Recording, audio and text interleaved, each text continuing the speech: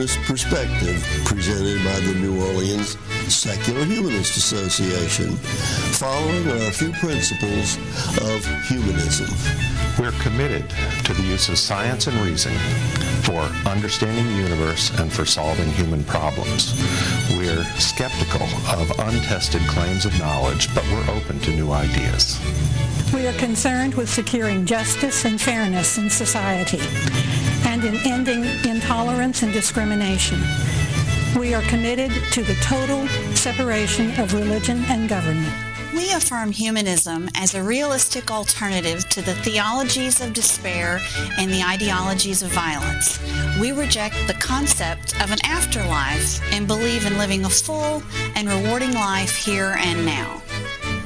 We value and respect each individual's right to judge and lead their lives according to their own position, as long as it's respectful of other people living in a free society. We hope you enjoy today's program and others in the weeks to follow.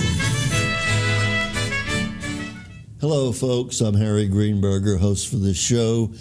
Today we have a very interesting guest whose name is Hans W. Gruenig.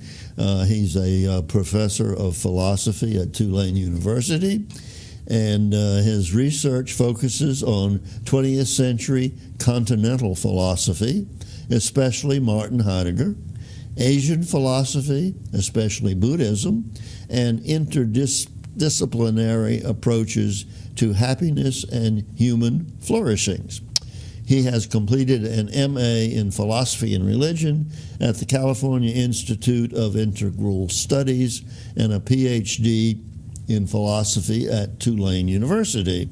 He currently works at Tulane University, where he teaches courses on Buddhism, ancient philosophy, philosophies of self, and happiness and human flourishing. Professor Gruenig was honored to accept an invitation to be a designated speaker for the Dalai Lama, his visit in New Orleans. Dr. Gruenig facilitated events in advance of the Dalai Lama's arrival, helping the New Orleans community to connect with the theme of the Dalai Lama visit, which was resiliency through compassion and connection. He has also received a number of awards: Murphy Institute Dissertation Fellowship, I may not pronounce this correctly, Freie Universität Berlin Exchange Fellowship, Mortarboard Award for Outstanding Teaching, Omicron Delta Kappa Award for Leadership, Phi Beta Kappa Award for Scholarship, and his current research is Heidegger and Personal Transformation. Now, I have asked Dr. Gruenig to come talk to us today on the subject of Buddhism. And the reason for that is that we, atheists, agnostics, and skeptics, reject religion. That's who we are. And as we like to say, we are atheists because we have rejected only one more religion than the other religious people are. But I also feel that we're an intellectual group, and we ought to know as much as we can about that which we may have rejected. And I suspect that most of us in society don't know a great deal about Buddhism, and I'm anxious to learn more.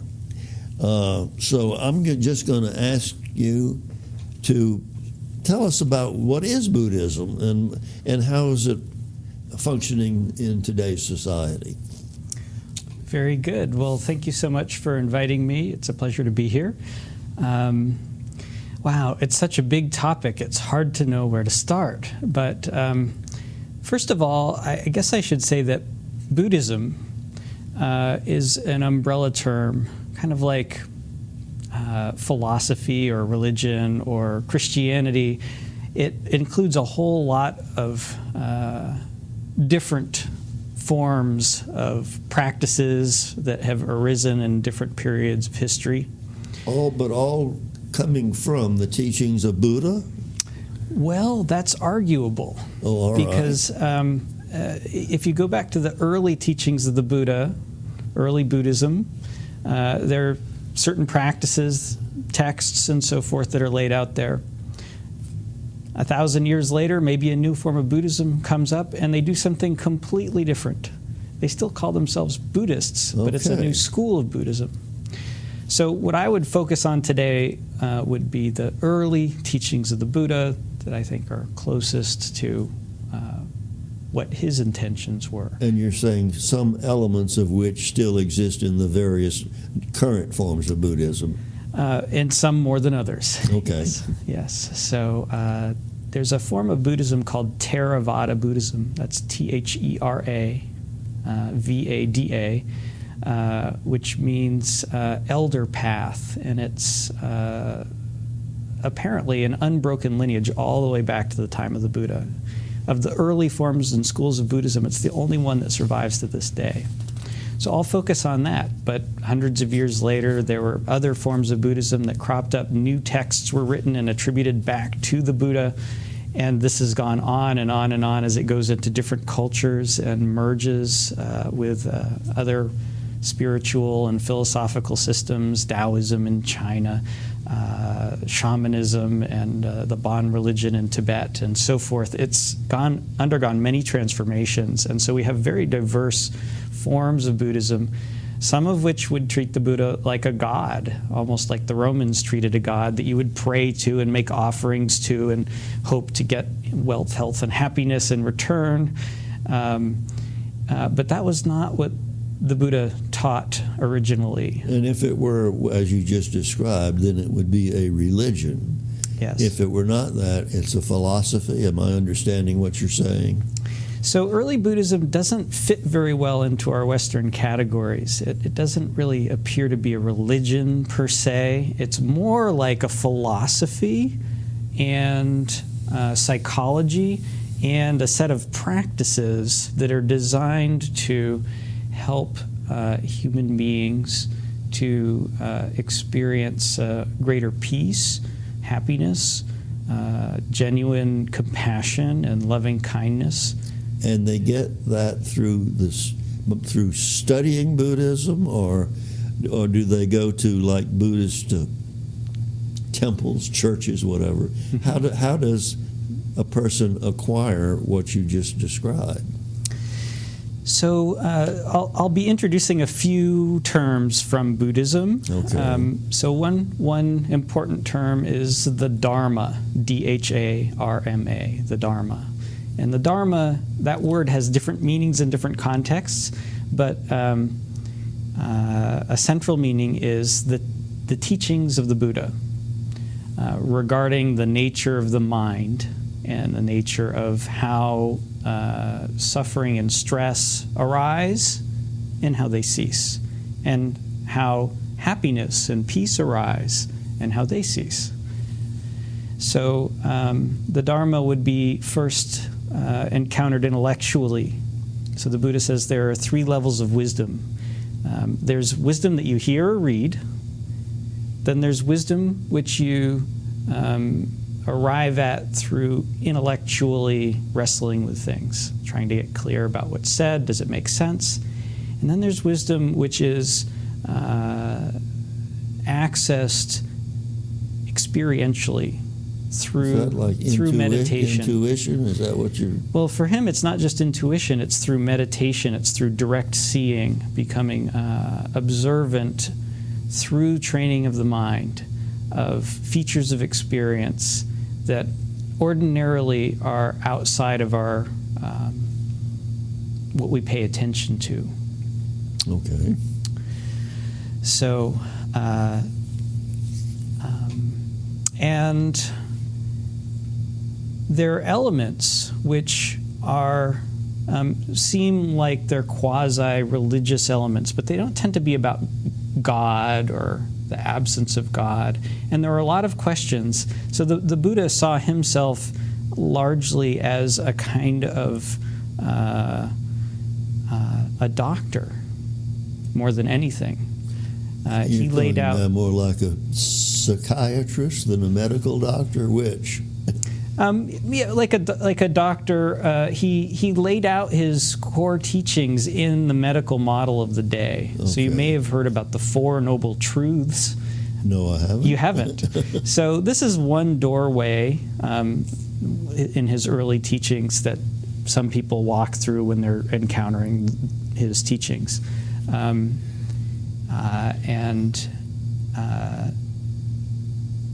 It's based on, what a lot of people don't realize is it's based on the medical model of the day, which is not very different from today's medical model. So the four truths are based on, the first is a symptom. Okay. The second is a diagnosis. Uh-huh. The third is a prognosis. And the fourth is a prescription. I see. Well, that is a medical method. And I'll get to what those are in a second, but I'll point out a lot of people would ask him questions that didn't have anything to do with how to awaken. So another term, Buddha, means one who is awake. That's all it means. So how to awaken out of forms of unmindfulness or lack of clarity or kind of lack of wisdom, he would say. People would ask him questions like, are the body and the mind, are they one thing or are they two separate things? What happens to someone who's enlightened after they die? Does the universe have a beginning or an end? And he said, I'm not interested in those questions. I'm not going to answer those questions. If someone complained to him once, and he said, well, it's like this. If a man had been struck by a poison arrow and the family gathered, brought a surgeon or a doctor, but the man said, oh, I will not have you remove this arrow until I know what clan the person who shot it was from, and what kind of wood the arrow is made from, and what sort of fletching it has, and what kind of bow it was fired from. And he goes on and on. It's actually kind of humorous. It reminds me of a Monty Python skit. But he says, all of these questions are going to serve to increase his pain and likelihood of dying. Mm-hmm. The doctor just wants to get it out. And he says, I'm the same way.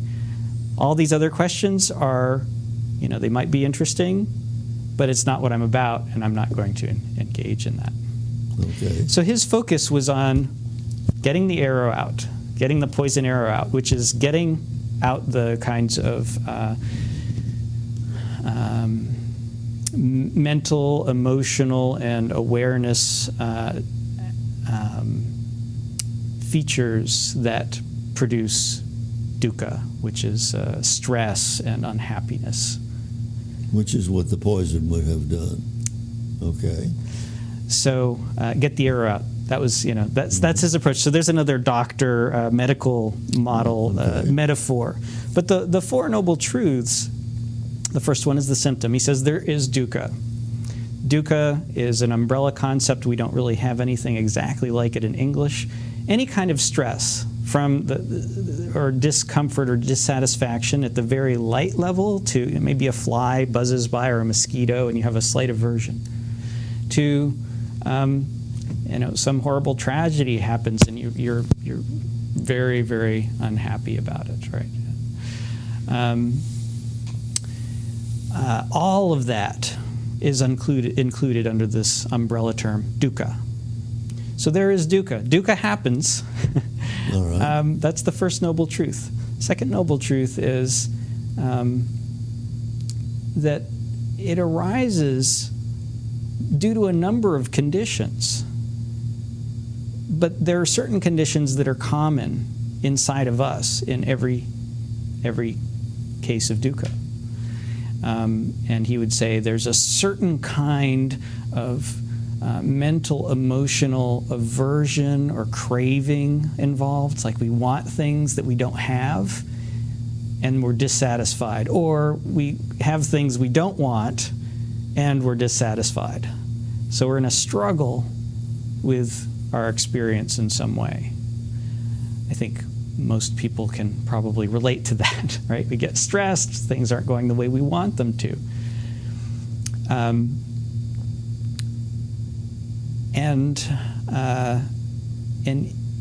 what he's interested in, his sort of path, is to recognize what this feature of experience is that produces our stress response. Because we all know what it's like to have a bad day when we get up on the wrong side of, the bed. Yeah. And the smallest things irritate us. Yes. And then other days we might be very, have a buoyant spirit, so to say, and so to speak. And there's a sense in which those same things, they don't bother us at all. So he would say, well, in one case you have this struggle going on, and in this other case you're not struggling.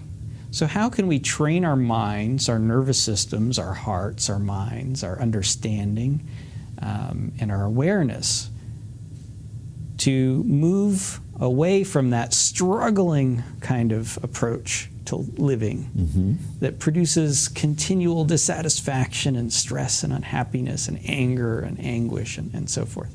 Which is not necessary. It can be avoided. Is that what you're saying?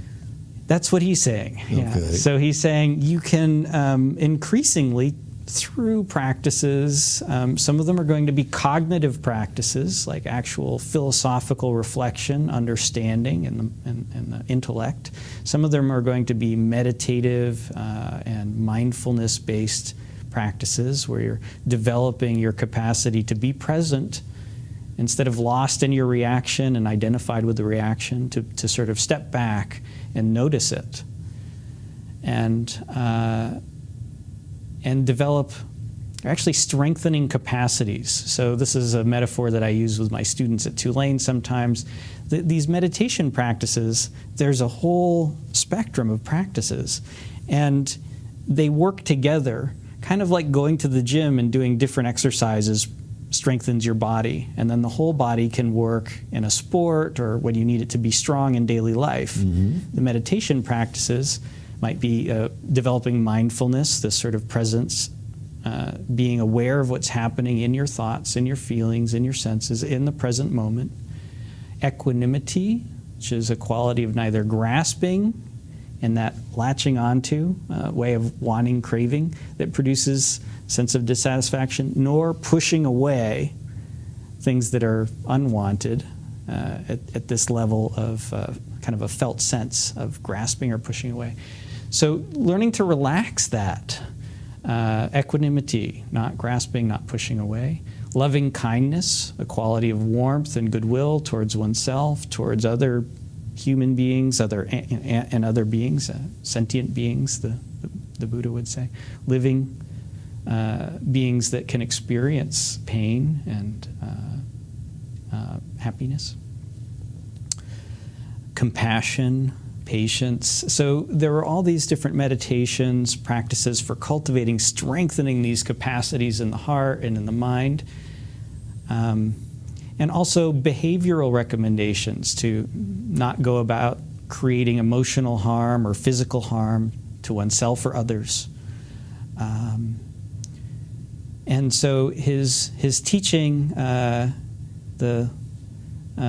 if we go back to the Four Noble Truths, there is dukkha, second noble truth. There are these causes, this sort of being in a struggle with your experience in particular ways. The third is that there's an end to this dukkha. It can cease, good news. And the fourth noble truth is, here is a path that leads to the cessation of dukkha. Now, if I'm understanding what you're telling me, this is one form of Buddhism which is still practiced today. That's right. One of several forms of Buddhism. Am I understanding you correctly? That is correct. Okay.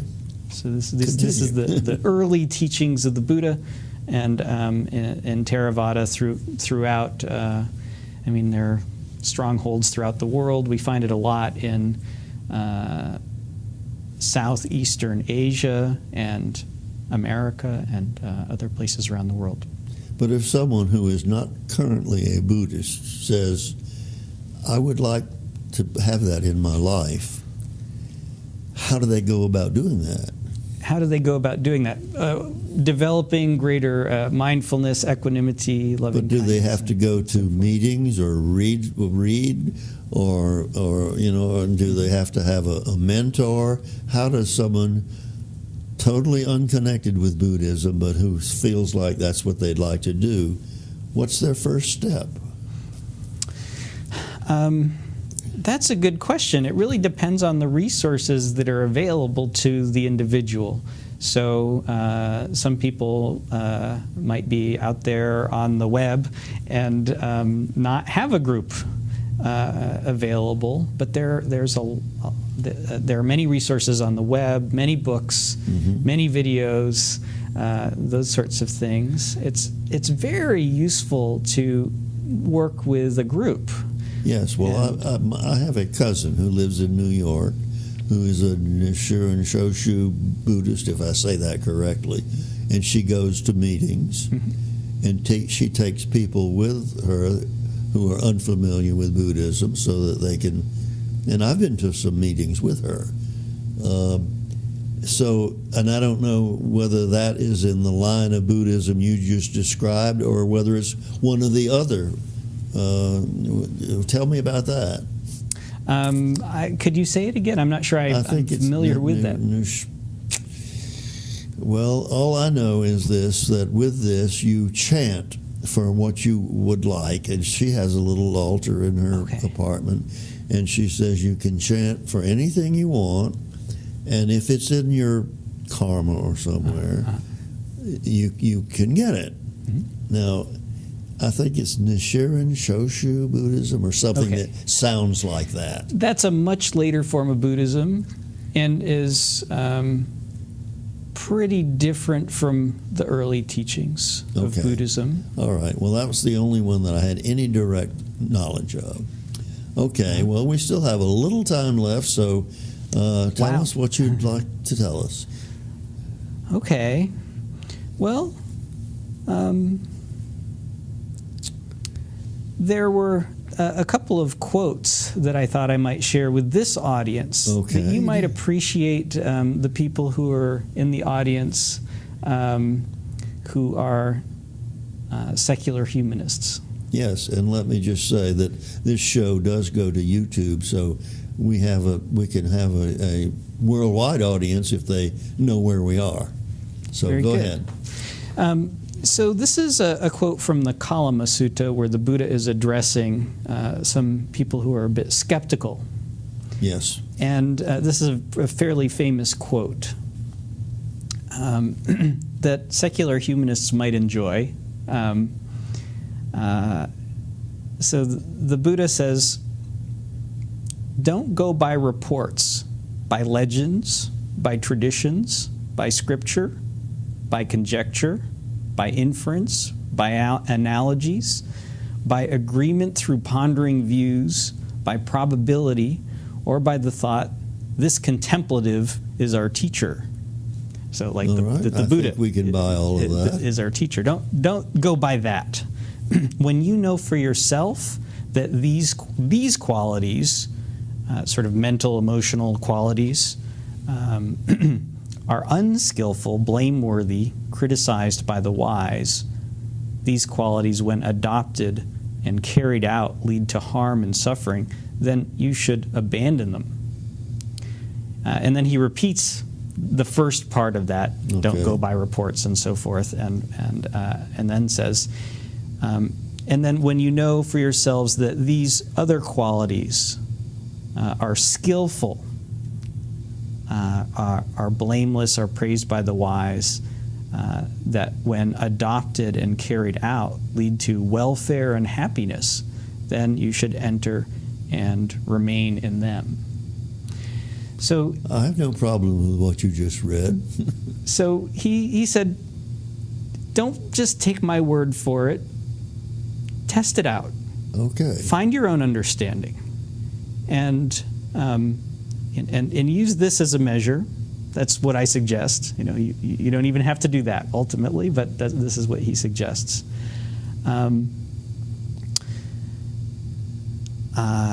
There's a book that might be of interest to some of your viewers called Buddhism Without Beliefs by Stephen Batchelor, which focuses on this kind of spiritual but not religious dimension. Yes.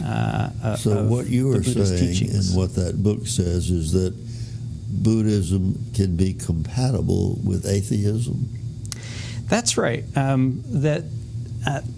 Interestingly, because there's this almost medical component, this sort of wellness, it's about exercising your awareness, your heart, and your mind in ways that are beneficial. You're using logic and reason. And experience, and direct experience, and acquiring through meditative practice, and developing capacities and strengths inside of yourself. But there are people who are Catholic priests who are also Zen Roshis, and they don't see that there's any, that's a form of Buddhism. So they don't see that there's any issue there. There are many Christians, many Jews, many people of different faiths, many atheists and agnostics, and people who are just kind of open-minded and don't have any position, who find those core teachings of early Buddhism and some other forms of Buddhism enhances and improves their quality of life, is what you're saying, which is, of course, what we secular humanists say, that since we are not expecting and we do not think there will be an afterlife, we should try to develop the most satisfying, gratifying, rewarding lives that we can in this life, the only one we're going to have. And so you're in agreement with that. I have one question, and we're close to being out of time. But Buddhism, as I see here, is 2,500 years old. How was the teaching of the original Buddha, how was it brought? Is that by word of mouth? How did all of those teachings come to the present? Well, so he had quite a following. Probably thousands of people studied with him while he lived. From the time of his enlightenment, when he was 35 years old, for the next 45 years, he tirelessly went around and taught, and many people became enlightened under him, the tradition says. Around the time of his death, there were about 500 people who were enlightened, and they convened a council and codified the teachings, and for 7 months they worked on codifying them and chanting them and internalizing them. But this is still word of mouth. Yes. Okay, I wish we had more time. We don't. I want to thank you very much for being here and hope that maybe we can have you back again. We thank you, folks, for watching our show, and we think you will enjoy future shows, so be with us again.